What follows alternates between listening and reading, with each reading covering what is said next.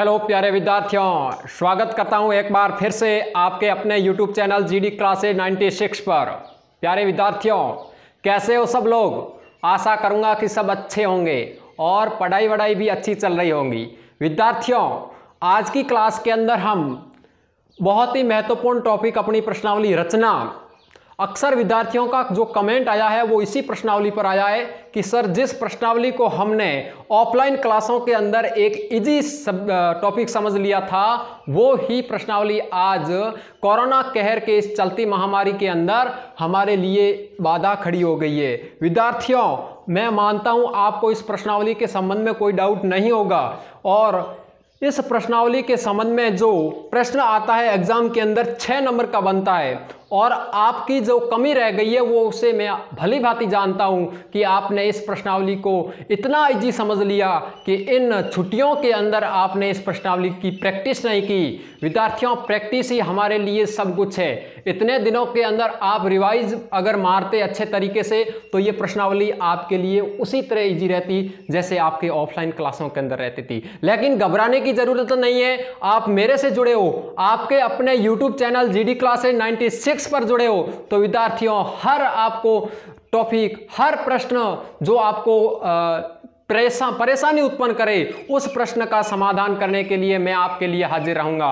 विद्यार्थियों, हर तीर तलवार बदल जाती है, हर तरल सरकार बदल जाती है और जागकर जब विद्यार्थी करवटें बदले तो इतिहास की रफ्तार बदल जाती है। विद्यार्थियों, ये तो एग्जाम बोर्ड है, इसके अंदर तो क्या आप इतिहास की रफ्तार भी बदल सकते हो, इतनी शक्ति आपके अंदर है, लेकिन उसको जागृत करना आपका कर्तव्य बनता है और उसको कुछ और नया रूप देने का जो कार्य बनता है वो एक शिक्षक का बनता है। उठो मेरे शेरों, इस भ्रम को मिटा दो कि तुम निर्बल हो, तुम एक अमर आत्मा हो, तुम तत्व नहीं ना ही शरीर हो, तत्व तुम्हारा सेवक है। चलिएगा, बहुत कुछ हो गया। आज की क्लास हमारी रहेगी रचना के अंदर हम एक महत्वपूर्ण पॉइंट है, एक अतः केंद्र व्रत की रचना करना और एक होगा परिकेंद्र व्रत की रचना करना। विद्यार्थियों, एग्जाम के अंदर जो प्रश्न बनता है वो इस प्रश्नावली का 6 नंबर का बनता है और 6 की आप जब तिगड़म लगाओगे तो कोई मानता है कि मुझे गणित के अंदर भवसागर पार करना है, मुझे तो मेरा जुगाड़ फिट करना है, तो उनके लिए भी काफी इंपॉर्टेंट ये प्रश्नावली है और इस प्रश्नावली के अंदर आप बहुत कुछ कर सकते हो। आपको इस प्रश्नावली के अंदर मैं आपको जब समझा रहा हूं उस वक्त आपके पास भी सारे उपकरण होने चाहिए। जिस प्रकार से स्केल है, प्रकार है, ये सारी की सारी वस्तुएं आपके पास भी उपलब्ध होनी चाहिए। आपके पास जो उपकरण हैं उसको अपने पास रखिएगा। एक प्रश्न मैं आपको यहां पर समझाने का प्रयास करूंगा, बाकी प्रश्न आप इसी विधि के, अब देखिएगा दो विधि काफी इंपॉर्टेंट है, एक अंतः केंद्र व्रत और एक परिकेंद्र व्रत। इन दोनों विधियों को पढ़ लिया, इसका मतलब इस प्रश्नावली से 6 नंबर आपके बन जाएंगे। तो आप ज्यादा से ज्यादा प्रश्नों की प्रैक्टिस कीजिएगा। मैं आपको समझा रहा हूं अतः केंद्र व्रत होता क्या है। देखिएगा, अतः केंद्र व्रत को समझने से पहले आपको त्रिभुज बनाना आना चाहिए। आप त्रिभुज की रचना कर सकते हो, त्रिभुज की रचना कर ली, इसका मतलब अतः केंद्र व्रत भी आपको समझ में आ जाएगा। देखिएगा, प्रश्न कह रहा है त्रिभुज ABC के अंतर्गत व्रत की रचना करो। आपको भुजा दे रखी है, AB बराबर 4.6 सेंटीमीटर, AC बराबर 4.2 सेंटीमीटर और कोण दे रखा है 90 डिग्री का। तो सबसे पहले आप क्या करोगे, आधार AB को मान करके एक भुजा खींचोगे और वो कितनी खींचोगे, 4.6 सेंटीमीटर। बड़े आराम के साथ आपको विधि समझाऊंगा, क्योंकि विधि अगर किसी विद्यार्थी को समझ में आ गई इसका मतलब हुआ कि वो सारे के सारे प्रश्न बड़े आराम से कर सकता है। विद्यार्थियों, तो आपको विधि समझनी है और प्रैक्टिस आपको घर पर बैठे करनी है। इन 2 या 3 दिनों के भीतर भीतर आप फटाफट अपनी मैथमेटिक्स की जितनी भी प्रश्नावली है उसका रिवाइज मारिएगा और जिसको इस प्रश्नावली के अंदर डाउट है वो इस वीडियो को देख करके और ज्यादा से ज्यादा अंक प्राप्त कर सकते हैं बोर्ड एग्जाम के अंदर, क्योंकि काफ़ी ज़्यादा नंबरों की ये प्रश्नावली है, 6 नंबर की है, तो अपन को पढ़ना भी बहुत ज़रूरी है। देखिए, AB भुजा 4.6 सेंटीमीटर है। सबसे पहले आप स्केल लोगे और स्केल की सहायता से आप क्या करोगे, 4.6 सेंटीमीटर की एक भुजा खींचोगे। स्केल लेना है और 4.6 सेंटीमीटर आप अपनी किताब जो स्केल है उससे 4.6 ही भरोगे। मैं आपको समझाने के लिए थोड़ी बड़ी लाइन ले रहा हूं, क्योंकि अगर मैंने 4.6 ले लिया तो आपको समझ में नहीं आएगा, क्योंकि कुछ फोटो छोटा बन जाएगा। आप क्या करोगे, 4.6 सेंटीमीटर ही लोगे। किसकी सहायता से? स्केल की सहायता से 4.6 सेंटीमीटर की क्या खींचोगे? एक भुजा खींचोगे। कर लिया काम। अब आपको क्या करना है, इसके अंदर 4.6 सेंटीमीटर की जो भुजा खींची है, ये मान लिया ए और ये बी। कौन सी भुजा हो गई? ए बी भुजा हो गई 4.6 सेंटीमीटर की। कितने सेंटीमीटर की हो गई? 4.6 सेंटीमीटर की भुजा खींच ली। अब कह रहा है कि आपको कोण ए पर 90 डिग्री बनाना है। कोण ए कितना बनाना है? 90 डिग्री का बनाना है, यानी कि समकोण बनाना है। कोण बनाना भी आना चाहिए आपको, और मैंने आपको ऑफलाइन क्लासों के अंदर बहुत बार समझा चुका हूं। इस चांदे की सहायता से आप बना सकते हो या आप प्रकार की सहायता से भी बना सकते हो। दोनों विधियों से मैं आपको बताऊंगा। इसकी सहायता से काफ़ी इजी रहेगा आपको, ये प्रकार की सहायता से जो आप बनाओगे वो काफ़ी आपके फायदे में रहेगा, क्योंकि चाप काटने में आपके काफ़ी हेल्प मिलेगी। लेकिन आप इससे भी बना सकते हो, कोई डाउट नहीं है। यहाँ पर रखा और सीधा 90 डिग्री के पार पॉइंट रखा और इसको मिला दिया, 90 डिग्री का कोण बन गया। लेकिन अपन किससे बनाएंगे? चांदे की सहायता से, सॉरी प्रकार की सहायता से। कैसे बनाएंगे? सबसे पहले आप क्या करोगे, इस प्रकार को कोण ए, भुजा ए पर बनाना है तो यहाँ पर रखो आप, और क्या करना है, बिना नाप का इस प्रकार से, इस तरह एक क्या खींचना है, चाप खींचना है। खींच दिया, सभी ने खींच दिया। अब आपको क्या करना है, उतने ही दूरी पर एक बार इस पॉइंट पर रख करके जब आप कोण बनाओगे तब तो कितने डिग्री का बनेगा? 60 डिग्री का। उसी प्रकार आप एक बार यहां रखो और यहां पर जब आप चाप डालोगे तो ये कितने डिग्री का बन गया? 120 डिग्री का। और इन दोनों के बीच में जो कोण बनेगा वो कितने डिग्री का बनेगा? 90 डिग्री का। अब आप क्या करो, इस पर रखो और ऊपर चाप खींचो। उसी प्रकार से एक बार यहाँ रखो और दोबारा यहाँ पर चाप निकालिएगा। अब आपको स्केल की सहायता से इसको मिला लेना है, आपके पास 90 डिग्री का कोण बन जाएगा। किसी को समझ में नहीं आया 90 डिग्री का कोण बनाना तो दोबारा समझ लीजिएगा। इस प्रकार को फैलाइएगा और यहाँ से एक चाप निकालिएगा इस प्रकार से, बिना नाप का। ठीक, फिर आपको इस पॉइंट पर रखना है और यहाँ पर बनाओगे तो आपके मिलेगा 60 डिग्री का। दोबारा इस 60 पर रख करके आगे बढ़ाओगे तो मिलेगा 120 डिग्री का। दोबारा आप इस पर रख करके ऊपर बनाओगे और 60 पर रख करके इधर बनाओगे, जो चाप कटेगा वो कितने डिग्री का बनेगा? 90 डिग्री का कोण बनेगा। अब आप स्केल की सहायता से, स्केल यहाँ पर मेरे पास छोटी है, आप स्केल की सहायता से मिलाना, तो मैं इसकी सहायता से इसको मिला लेता हूँ। तो अपने पास जो कोण आया है ये आ गया 90 डिग्री का। कितने डिग्री का आ गया? 90 डिग्री का आ गया। आई बात समझ में? यहां तक आपने काम कर लिया। क्या किया? अभी ए बी आपने भुजा खींची है 4.6 सेंटीमीटर और कोण बनाया है 90 डिग्री का, क्योंकि आपको अतः केंद्र वृत्त समझना है और अतः केंद्र वृत्त समझने से पहले आपको त्रिभुज की रचना करनी आनी चाहिए, और त्रिभुज की रचना अपन यहां पर कर रहे हैं। आपने क्या किया, 90 डिग्री का यहां पर कोण बना लिया। ठीक, अब क्या करना है, ए से आपको 4.2 लेनी है। ए सी कितनी लेनी है?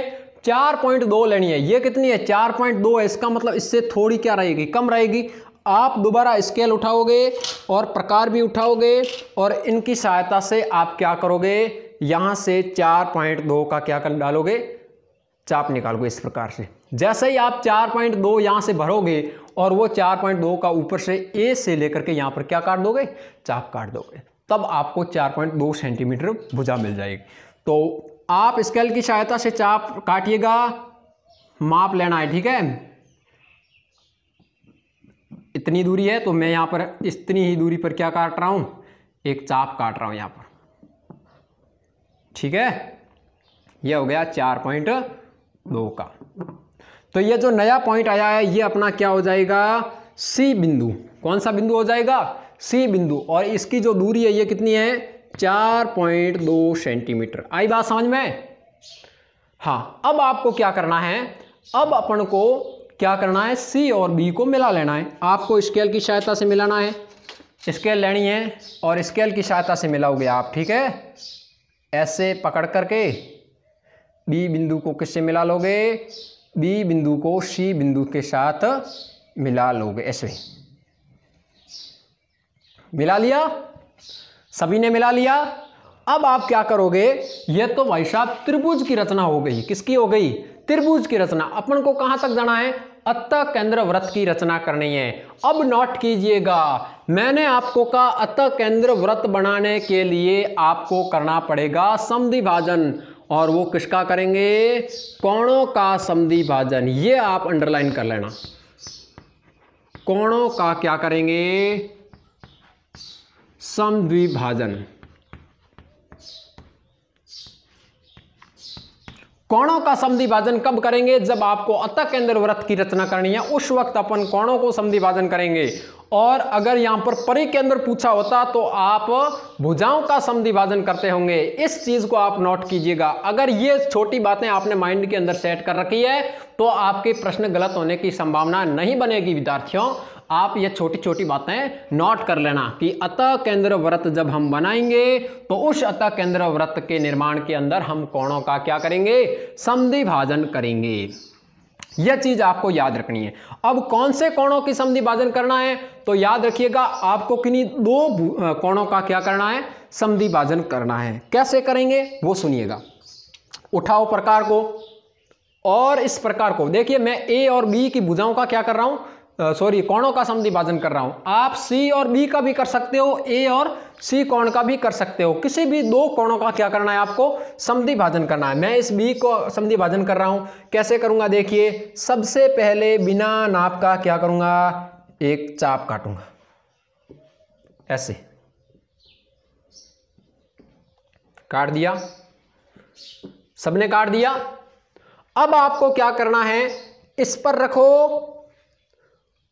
और इसको आगे बढ़ाइए। ऐसे बढ़ा दिया सभी ने। दोबारा इस पर रखो और इसको यहां पर काटिएगा। आई रिपीट, पहले इस बी कोण का समद्वि भाजन करना है तो पहले यहां पर मैंने रखा और बिना नाप का मैंने चाप काट दिया। ठीक है, हम क्या कर रहे हैं? कोणों का समद्वि भाजन कर रहे हैं। कोणों का समद्वि भाजन करने के लिए मैं बी कोण का समद्वि भाजन कर रहा हूं। बी कोण का समद्वि भाजन करने के लिए सबसे पहले मैंने बी बिंदु पर प्रकार को रखा और यहां पर बिना नाप का क्या काट दिया? एक चाप काट दिया। फिर मैंने इस पॉइंट पर रखा और एक आगे चाप काटा और फिर यहां पर इसको दोबारा इधर कर दिया। तो यहां पर क्या हो रही है? रेखा मिल रही है। फिर आप क्या करोगे? स्केल की सहायता से। अब देखो, मेरे पास ये स्केल छोटा है तो इसकी सहायता से मैं ना खींच करके सुविधा के लिए इसका उपयोग कर रहा हूं ताकि रेखा क्या मिले? सीधी मिले। ऐसे समझ रहे हो ना? इस प्रकार से आपको क्या करना है? इस कोण का कर दिया समद्वि भाजन। समद्वि भाजन का मतलब हुआ इस कोण को दो बराबर भागों में क्या करना? बांटना। वो बराबर भागों में ये टूट गया। उसी प्रकार से आप कोण ए का समद्वि भाजन कर सकते हो, कोण सी का समद्वि भाजन कर सकते हो। अब कोण ए का समद्वि भाजन करके देखो। देखो, बिना नाप का एक चाप काटो। ये तो आधा यहाँ पर कटा हुआ है तो आपको ज़्यादा यहाँ पर हेडिंग लेने की ज़रूरत नहीं है। देख, हो गया। अब देखो, यहाँ पर बढ़ाओ आगे और इसको इस तरह रखना है पूरा और यहाँ पर ऐसे चाप काट दीजिएगा। दोबारा यहाँ पर रखिएगा उतने ही दूरी का, यहाँ पर रखो और यहाँ पर क्या काटो? चाप काट दीजिएगा। आई बात समझ में? आपको पूरा पूरा नाप लेना है। थोड़ा भी इधर उधर हो गया तो मामला गड़बड़ हो जाएगा, फिर अपना माप सही नहीं आएगा। अगर माप सही नहीं आया तो अपना जो आगे बढ़ने वाला जो वृत्त है वो भी क्या बन जाएगा? खोटा बन जाएगा। ठीक है, अब स्केल की सहायता से आपको क्या करना है? इसको मिला लेना है ऐसे, इस प्रकार से मिला लिया।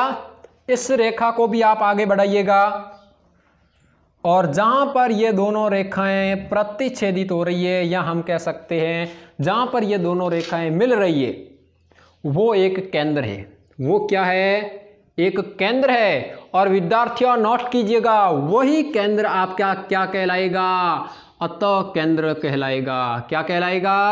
अतः केंद्र कहलाएगा, न कि अतः वृत्त। ये केंद्र बिंदु क्या कहलाएगा? अतः केंद्र कहलाएगा। और इसको केंद्र मान करके हम वृत्त की रचना करेंगे और वो वृत्त क्या होना चाहिए? इन तीनों भुजाओं को स्पर्श करता हुआ निकलना चाहिए। अगर स्पर्श करता हुआ नहीं निकल रहा है तो अपने द्वारा बनाया गया जो डायग्राम है ये गलत है, इसका मापन भी गलत होगा। अब देखिए आपको क्या करना है, इसके अंदर आपने इस अतः केंद्र वृत्त को बना लिया। अब आपको करना है परपेंडिकुलर बाइसेप्ट, लंब समद्विभाजन करना है। परपेंडिकुलर बाइसेप्ट कैसे करोगे? यहां से आप क्या करोगे, प्रकार को पकड़ो, इसको केंद्र मान लो और प्रकार को पकड़ो और यहां से क्या खींचो, चाप खींचो। और चाप खींच करके एक बार इधर और एक बार यहां पर जो चाप आया इधर से, यहां पर जो बनेगा इसको इस केंद्र से मिला दीजिएगा। परपेंडिकुलर बाइसेप्ट का मतलब यह होता है कि इस भुजा को दो बराबर भागों में भी बांटे और इस भुजा पर क्या मिले, 90 डिग्री का कोण भी मिले। ये करना चाहते तो कर सकते हो, नहीं तो आप क्या करो, सीधा इसको केंद्र माना और यहां पर क्या रखा आपने, प्रकार को रखा इस केंद्र पर और यहां पर ऐसे थोड़ा घुमाइएगा, पहले चेक कीजिएगा कि क्या हमारे द्वारा बनाया गया जो वृत्त है वो सही आ रहा है कि नहीं आ रहा है। अगर सही आ रहा है इसका मतलब हमारे द्वारा माप लिया गया सही होगा। पहले थोड़ा पता कर लीजिए, सही आ रहा है इसका मतलब हुआ हमारे द्वारा मापन भी क्या है, बिल्कुल सही होगा। आप भी कोशिश करें। यहाँ पर थोड़ा ये बोर्ड चिकना है तो प्रकार थोड़ा इधर उधर हो सकता है, लेकिन कोशिश मेरी भी पूरी रहेगी कि इसको इधर उधर ना होने दिया जाए। ये लो मेरे तो भाई आ गया सही सेट, हो गया, बन गया वृत्त का निर्माण। इस प्रकार से आपको वृत्त का निर्माण करना है। यहाँ पर यह थोड़ा चिकना है, इधर उधर हो जाता है, लेकिन आपको क्या करना है, कॉपी के अंदर पूरा कंट्रोल रखना है। इसको केंद्र मानना है और एक वृत्त का निर्माण करेंगे और ये वृत्त तीनों भुजाओं को स्पर्श करता हुआ निकलना चाहिए। इस भुजा को भी स्पर्श, इस भुजा को भी स्पर्श और इस भुजा को भी स्पर्श करता हुआ निकलना चाहिए। अगर यह स्थिति अपने बन रही है इसका मतलब हुआ हमारे द्वारा जो हल किया गया प्रश्न है वो बिल्कुल सही होगा। अब इस स्थिति के अंदर आपने कितना प्रयास किया, देखो इस वृत्त को बनाने के लिए सबसे पहले आपने आधार AB भुजा खींची, उसके बाद आपने 90 डिग्री का कोण बनाना सीखा, उसके बाद आपने AC भुजा का चाप खींचा, फिर BC भुजा को मिलाया, फिर आपने क्या किया, भुजाओं का ना करके कोणों का क्या किया, समद्विभाजन किया, क्योंकि अतः केंद्र पढ़ रहे हैं और अतः केंद्र पढ़ने के लिए आपको किसका समद्विभाजन करना चाहिए, कोणों का समद्विभाजन करना चाहिए। तो आपने यहाँ पर कोणों का समद्विभाजन किया और फिर इसको केंद्र मान करके एक वृत्त का निर्माण किया और जो वृत्त बना वो अतः केंद्र वृत्त बना। अगर यहाँ पर वृत्त तीनों भुजाओं को स्पर्श करता हुआ नहीं निकल रहा है तो आपके कहीं न कहीं गलती है, आपने कहीं गलतियां की है, उस गलतियों को सुधारिए, दोबारा बनाइएगा, आपके द्वारा बनाया गया फोटो सही होगा। आशा करूंगा कि यहाँ तक मैंने जो आपको एक प्रश्न बताया, एक टॉपिक है अपना अतः केंद्र वृत्त, जिसका एक महत्वपूर्ण प्रश्न आपको समझ में आया होगा। अब देखिए इस प्रश्न के अंदर देखिए अभी 6 नंबर नहीं मिलने वाले, इतना तो आपने काम कर लिया, काफी 4 नंबरों के संपर्क में आप आ चुके हैं, लेकिन रचना के अंदर आपने किया क्या क्या वो बातें भी लिखनी पड़ेगी आपने को, ठीक है। यह तो आपका काम है, फटाफट जो आपने काम यहाँ पर किया, सबसे पहले क्या किया, आधार AB भुजा 4.6 सेंटीमीटर खींची, तो पॉइंट नंबर 1 वो लिख सकते हो। दूसरा क्या किया, कोण 90 डिग्री बनाया, तो वो लिख सकते हो। 3 नंबर क्या किया वो लिखो, 4 नंबर क्या किया वो पॉइंट लिखो। इस प्रकार से पॉइंट बना करके आपको लिखने हैं। तो इस प्रकार का प्रश्न एग्जाम के अंदर आने की संभावना बनती है, तो आशा करूंगा कि ये आपको समझ में आया होगा। चलिएगा अगला क्वेश्चन और लेते हैं और फिर मैं आपको परिकेंद्र वृत्त के बारे में भी समझाने वाला हूं इसी क्लास के अंदर, ताकि आपको जल्द से जल्द समझ में आए। अब देखिएगा अगला क्वेश्चन आपके सामने आ चुका है। प्रश्न कह रहा है कि 4.6 सेंटीमीटर भुजा वाले समबाहु त्रिभुज, कैसा त्रिभुज है अब की बार, समबाहु, सम मीन्स समान, बाहु मीन्स भुजा, जिनकी तीनों भुजाएं समान हो, वो कैसा त्रिभुज होगा, समबाहु त्रिभुज होगा। तो समबाहु त्रिभुज के अतःग्रत वृत्त की रचना करनी है आपको, वही पूरी की पूरी बात आपको दोबारा करनी है, लेकिन भुजा 4.6 सेंटीमीटर है। इस प्रश्न के अंदर आपको अब की बार कोण नहीं दे रखा है, चलो नहीं दे रखा है तो अच्छी बात है, आपकी सुविधा भी अच्छी रहेगी, है ना, हल करने के लिए भी आसानी रहेगी।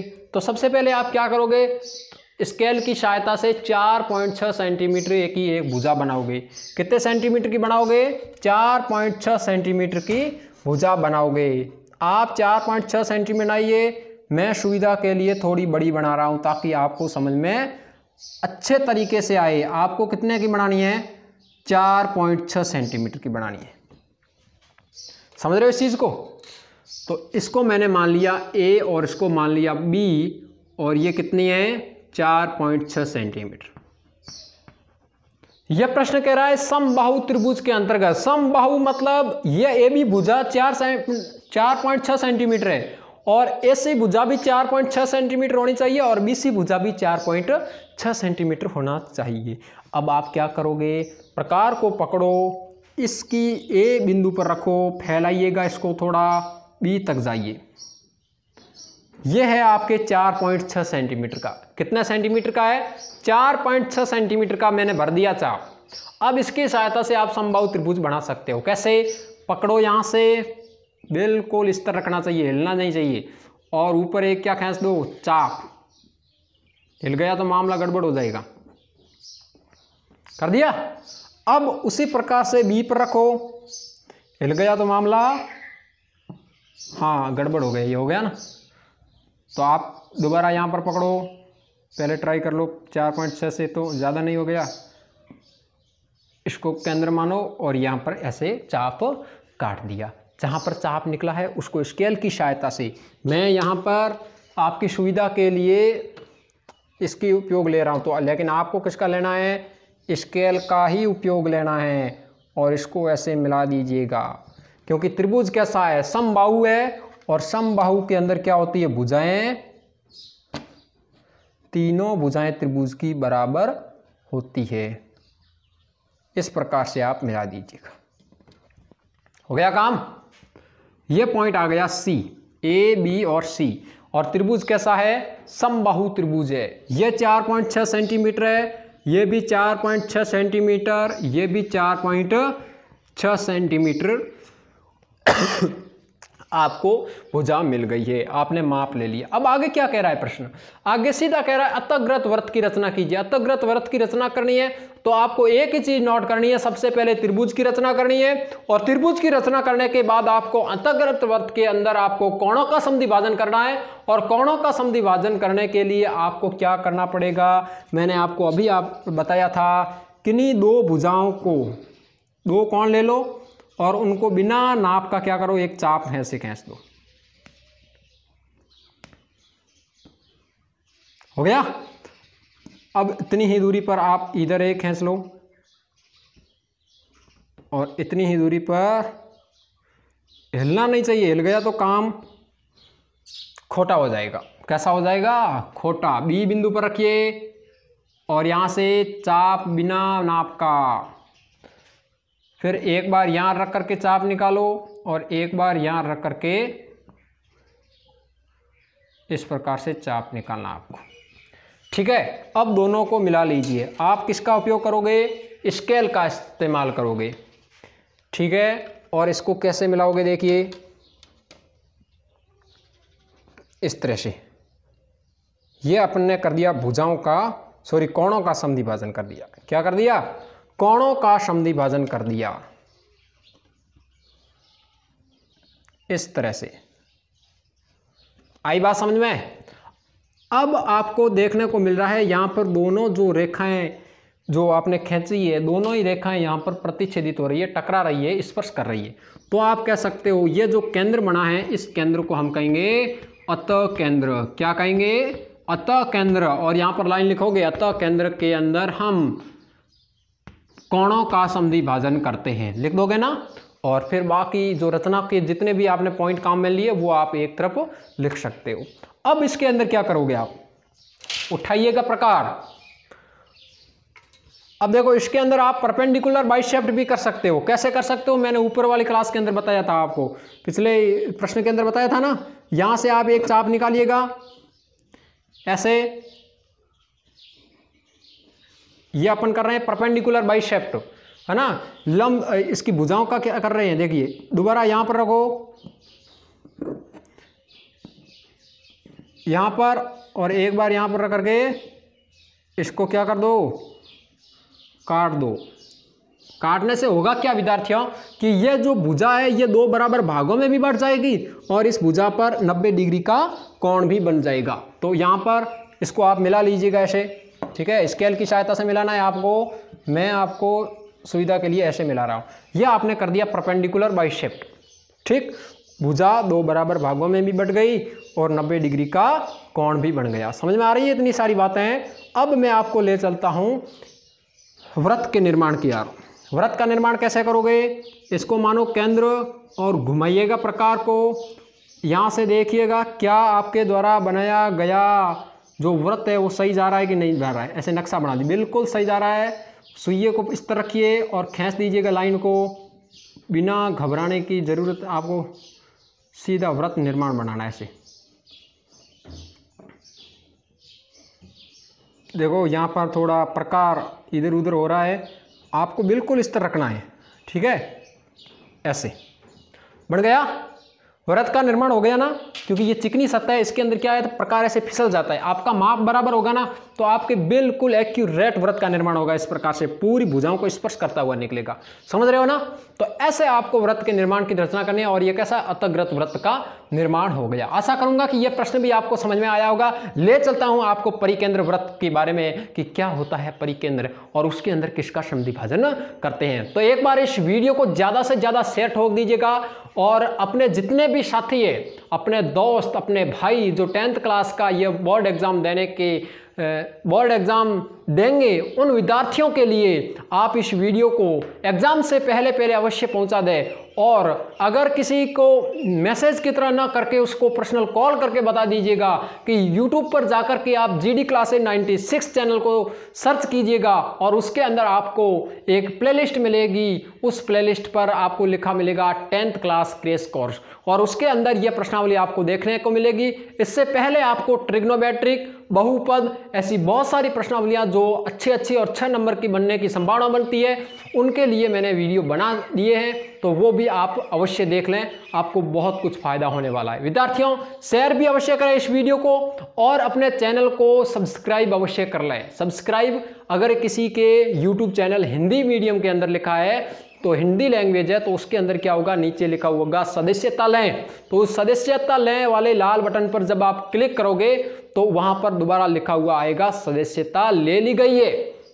समझ रहे हो ना। और लाइक और शेयर अवश्य करें और कमेंट करके मुझे ये बताइएगा कि आपको मेरे द्वारा पढ़ाई हुई क्लास कैसी लगी और अच्छी लगी है तो कमेंट भी करें। और आपको किसी प्रश्न के अंदर डाउट भी लग रहा है वो भी कमेंट अवश्य करें ताकि उस प्रश्न का भी मैं सॉल्यूशन एग्जाम से पहले जल्द से जल्द लेकर आऊं। विद्यार्थियों अगले प्रश्न की ओर ले चलता हूं मैं आपको, परिकेंद्र क्या होता है। अब अपना टॉपिक रहेगा परिगत वृत्त। परिगत वृत्त की रचना कैसे करोगे, परिगत वृत्त की रचना कैसे करोगे। प्रश्न आपको ज़्यादा से ज़्यादा अपनी किताब के हल करने हैं। मैं सिर्फ यह समझा दूंगा कि इसमें आपको करना क्या है, किस प्रकार के हथियार इसमें काम में लेने हैं, वो भी सारी बातें मैं आपको इस क्लास के अंदर बता दूंगा। देखिए परिगत वृत्त की रचना करने के लिए वही बात है, सीधा पहले त्रिभुज की रचना करनी पड़ेगी आपको। और त्रिभुज की रचना मैंने आपको अभी बताई थी। जैसे मान लीजिए मैं कोई प्रश्न नहीं ले रहा हूँ, सीधा एक बना रहा हूँ। देखिए कैसे, सबसे पहले आपको क्या करना है, स्केल लेनी है और स्केल की सहायता से क्या करोगे, एक रेखा खींच लोगे। मान लीजिए मैंने ये रेखा खींच ली, ठीक है, ये रेखा खींच ली, ये हो गई भुजा AB। कौन सी भुजा हो गई, AB भुजा हो गई। मानो जैसे 4.6 या 4.3 कितनी भी हो सकती है, आपको प्रश्न के अनुसार जो दे रखी है वो लिखनी है। फिर आपको क्या करना है, जैसे कोई कोण दे रखा है प्रश्न के अंदर, मान लीजिए 90 डिग्री या 60 डिग्री दे रखा है, तो आप चांदे की सहायता से भी कर सकते हो, ठीक है। जिसको ये प्रकार है ना, ये घुमाना नहीं आता है कि चाप कैसे निकालते हैं, सीख लेना, मैंने आपको इस क्लास के अंदर बताया है। और भी नहीं आ रहा है तो आप इससे जो दिख रहा है ना आपको, ये चांदा, इसकी सहायता से आप क्या करोगे, यहां से पकड़ोगे और 90 डिग्री का पूछा है तो 90 डिग्री का बनाओगे, 60 डिग्री का पूछा है 60 डिग्री का बनाओगे, 180 का कहा है तो 180 का बनाओगे, ठीक है। जितना भी आपको कहा है उतना बना लोगे। मान लीजिए 60 डिग्री का कहा है तो मैंने क्या कर दिया, 60 डिग्री का कोण बना दिया, ठीक। आपको माप लेना है पूरा। फिर ये मान लो 60 डिग्री का हो गया, ठीक है। और जो C पॉइंट है, BC आपको मान लीजिए दे रखा है, जो माप दे रखा है उतना आप क्या करोगे, स्केल की सहायता से माप लोगे। स्केल की सहायता से मान लीजिए आपको 4.6 दे रखा है, तो आप 4.6 का लोगे और यहाँ से क्या करोगे, स्केल की सहायता से चाप खींचोगे। फिर क्या करोगे, दोबारा इसका मिला दोगे। जैसे मान लीजिए ये मिलान कर दिया चाप निकाल करके, जैसे प्रश्न कह रहा है। ये सारी की सारी मैंने बातें आपको अतः केंद्र वृत्त के अंदर बताई थी, वो पूरी की पूरी यहाँ पर लागू हो रही है। मान लीजिए ये आपका त्रिभुज बन गया, 4.6 है और ये 4.8 है। इस प्रकार के वृत्त का त्रिभुज का निर्माण हो गया है। लेकिन आपको किसका निर्माण करना है, परिगत वृत्त का निर्माण करना है। नोट कीजिएगा, परिगत वृत्त के निर्माण के अंदर करते हैं भुजाओं का समद्विभाजन, बस इतना ही अंतर है। भुजाओं का क्या करेंगे, समद्विभाजन। इसी टॉपिक को समझाने के लिए मैंने ये आपको बातें बताई है। समद्विभाजन कैसे करोगे भुजाओं का समद्विभाजन, सबसे पहले इस प्रकार को पकड़ोगे। भुजाओं का समद्विभाजन करना है तो आप क्या करोगे, प्रकार को दो भुजाओं का कर दो समद्विभाजन, किन्हीं दो भुजाओं का। ये हो गया इसका आधा। देखो ये पूरी AB भुजा है, AB भुजा का ये हो गया आधा, और इस आधे से थोड़ा अधिक, आधे से थोड़ा अधिक प्रकार को खोलिए और आधे से थोड़े अधिक प्रकार को क्या करना है, ऐसे चाप काटना है।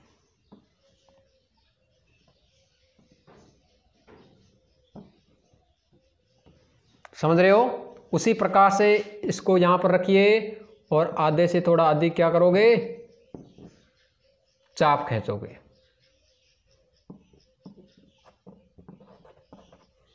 खींच लिया। फिर आप क्या करोगे, देखिए कहां से रख किया आपने, यहां से आधे से थोड़ा अधिक इतना फैलाइएगा, आधे से थोड़ा अधिक ऊपर जा रहा है, जाने दो। फिर आधे से थोड़ा अधिक ऊपर जा रहा है, जाने दो, ऐसे। ठीक है। उसी प्रकार से नीचे की ओर आधे से थोड़ा अधिक इस तरह की इधर, और फिर प्रकार को इधर रखिए और आधे से थोड़ा अधिक इधर भी। हो गया। इसको थोड़ा लंबा बढ़ा दो ताकि यहाँ पर आपको स्पष्ट दिखे। ठीक है। अब स्केल की सहायता से, किसकी सहायता से, स्केल, आपको स्केल का इस्तेमाल करना है। स्केल की सहायता से आपको इसको क्या करना है, मिला लेना है ऐसे। समझ रहे हो ना? तो ये अब की बार किसका हो गया समद्विभाजन, भुजाओं का समद्विभाजन हो गया। लेकिन जब हमने अतः केंद्र वृत्त का निर्माण के बारे में पढ़ा था, उसके अंदर हमने क्या किया था, कोणों का समद्विभाजन किया था। अब एक भुजा का समद्विभाजन हो गया। दोबारा मान लो इस भुजा का समद्विभाजन करेंगे तो कैसे करेंगे, उठाइए प्रकार को और आधे से थोड़ा अधिक खोलिए, ये पूरा, इसको इस तरह को, ये पूरा, इससे ये आधा और आधे से थोड़ा अधिक, आधे से थोड़ा अधिक यहाँ हो गया। अब इसको इधर ले जाओ और क्या खींचना है आपको, इस प्रकार से चाप खींचना है। उसी प्रकार से ये देखिए माप पूरा है, तो इधर भी क्या खींचना है, एक चाप खींचना है ऐसे। ठीक। फिर यहाँ पर रखो इसी पॉइंट पर, ये आधे से थोड़ा अधिक है और इधर चाप खींच दो। उसी प्रकार से नीचे जाओ, यहाँ पर भी चाप खींच दो। खींच दिया चाप। अब आपको क्या करना है, स्केल की सहायता से, किसका उपयोग करना है, स्केल का उपयोग करना है, और इनको क्या करना, मिला लेना है। मिला लोगे ना, इस प्रकार से मिला लोगे। अब देखो जहां पर ये दोनों मिल रही है वो क्या होगा, परिकेंद्र हो जाएगा। क्या हो जाएगा, परिकेंद्र होगा। समझ में आ रहा है कुछ?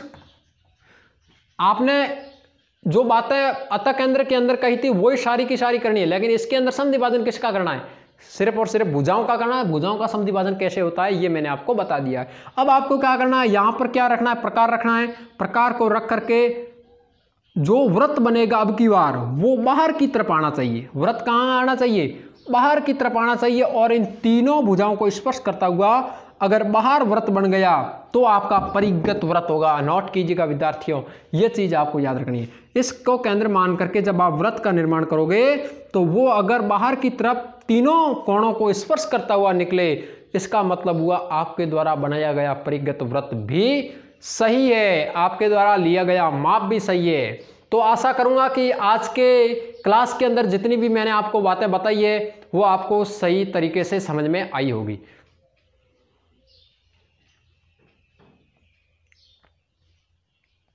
तो आज के लिए प्यारे विद्यार्थियों इतना ही।